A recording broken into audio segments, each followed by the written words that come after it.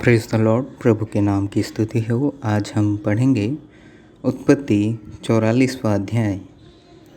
तब उसने अपने घर के अधिकारी को आज्ञा दी कि इन मनुष्यों के बोरों में जितनी भोजन वस्तु समा सके उतनी भर दे और एक एक जन के रुपये को उसके बोरे में के मुँह पर रख दे और मेरा चांदी का कटोरा छोटे के बोरे के मुँह पर उसके अन्न के रुपये के साथ रख दे। यूसुफ की इस आज्ञा के अनुसार उसने किया। बिहान को भोर होते ही वे मनुष्य अपने गधों समेत विदा किए गए। वे नगर से निकले ही थे और दूर न जाने पाए थे कि यूसुफ ने अपने घर के अधिकारी से कहा, उन मनुष्यों का पीछा कर और उनको पाकर उनसे कह कि तुमने भलाई की संति बुराई क्यों की है।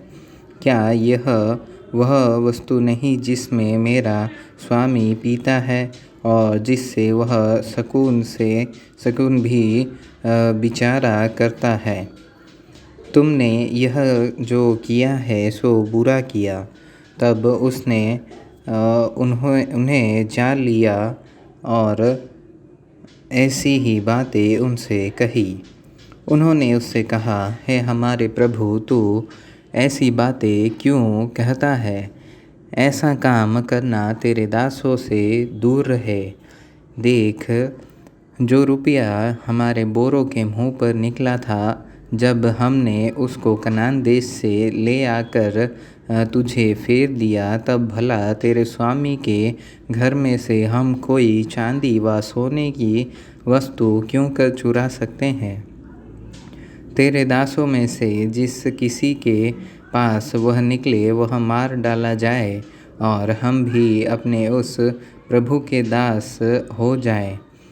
उसने कहा, तुम्हारा ही कहना सही, जिसके पास वह निकले सो मेरा दास होगा और तुम लोग निरपराध ठहरोगे। इस पर वे फुर्ती से अपने अपने बोरे को उतार भूमि पर रखकर उन्हें खोलने लगे।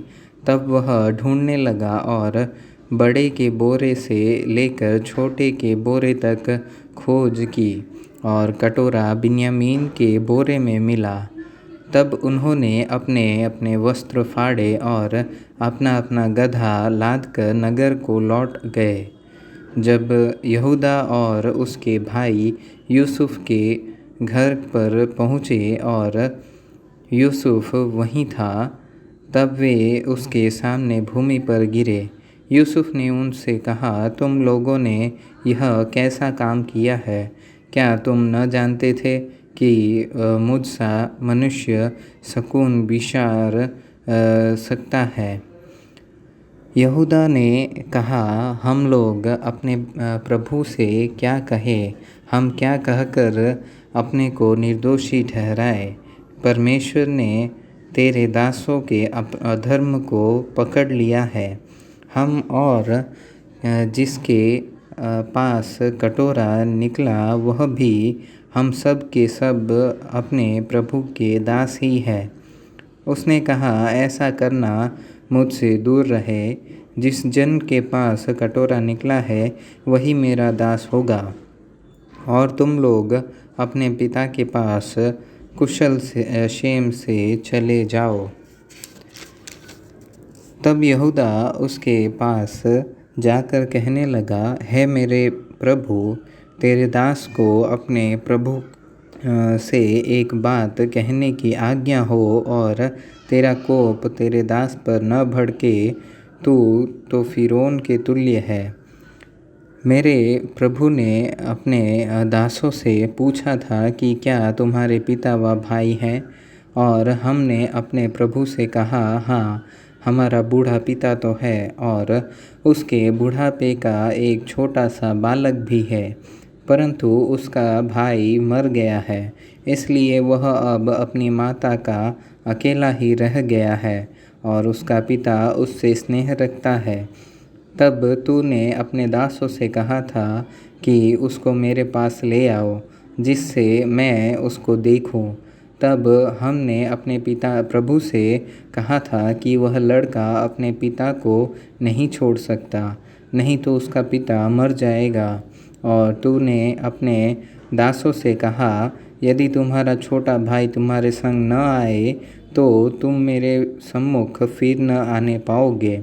सो जब हम अपने पिता तेरे दास के पास गए, तब हमने उससे अपने प्रभु की बातें कही।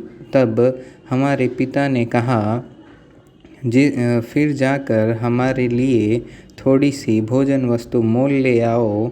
हमने कहा, हम नहीं जा सकते। हाँ, यदि हमारा छोटा भाई हमारे संग रहे तब हम जाएंगे, क्योंकि यदि हमारा छोटा भाई हमारे संग न रहे तो हम उस पुरुष के सम्मुख न जाने पाएंगे।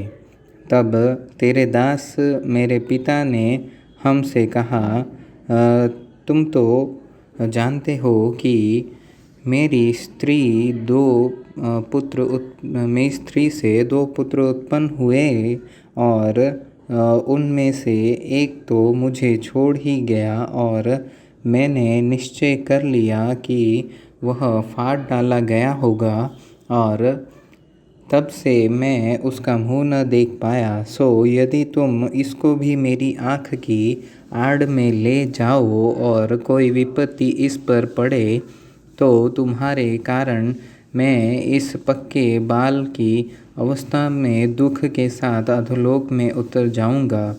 सो अब मैं अपने पिता तेरे दास के पास पहुँचूँ और यह लड़का संग न रहे, तब उसका प्राण जो इसी पर अटका रहता है, इस कारण यह देख के कि लड़का नहीं है, वह तुरंत ही मर जाएगा। तब तेरे दासों के कारण तेरा दास हमारा पिता जो पक्के बालों की अवस्था का है, शोक के साथ अधोलोक में उतर जाएगा। फिर तेरा दास अपने पिता के यहाँ यह कह के इस लड़के का जामीन हुआ है कि यदि मैं इसको तेरे पास न पहुँचा दूँ, तब तो मैं सदा के लिए तेरा अपराधी ठहरूँगा। सो अब तेरा दास इस लड़के की संगति अपने प्रभु का दास होकर रहने की आज्ञा पाए, और यह लड़का अपने भाइयों के संग जाने दिया जाए, क्योंकि लड़के के बिना संग रहे मैं क्यों कर अपने पिता के पास जा सकूँगा। ऐसा न हो कि मेरे पिता पर जो दुख पड़ेगा वह मुझे देखना पड़े।